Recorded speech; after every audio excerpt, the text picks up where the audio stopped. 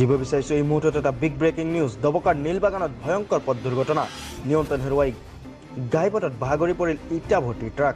ৰাইজে ইটা দমৰ পৰা উদ্ধাৰ কৰিলে 4 শ্ৰমিকক আৰু এজনৰ মৃত্যু। নীলবাগানৰ 54 নং ৰাষ্ট্ৰীয় ঘাইপথত বুধবাৰে বিয়লি সংঘটিত হয় এক ভয়ংকৰ পথ দুৰ্ঘটনা। নিয়ন্ত্ৰণ হেৰুৱাই পথৰ মাজতে বাগৰি পৰে AS 12E3517 নম্বৰৰ ইটা ভৰ্তি ট্ৰাক।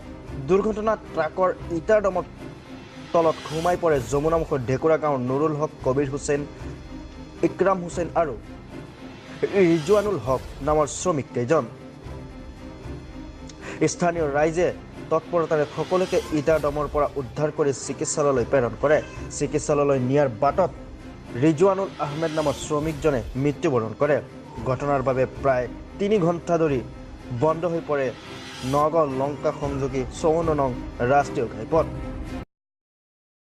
এইটো এখন ইটা ভৰ্তি ট্ৰাক, হয়, নদীৰ ট্ৰাক। এইটো নগাঁৱৰ পৰা লংকা অভিমুখে গৈ আছিল। গৈ থাকোঁতে এখন এল্ট' গাড়ীক বচাব যাওঁতে গাড়ীটো পাল্টি মাৰে। পাল্টি মাৰাত 4-5জনমান জখম হৈছে, মানে গ্ৰেভিয়াছ হাৰ্ট, বেয়াকৈ জখম হৈছে। এতিয়া আমি ততালৈকে মানে মেডিকেলত চিকিৎসাৰ বাবে পঠিয়াই দিছোঁ।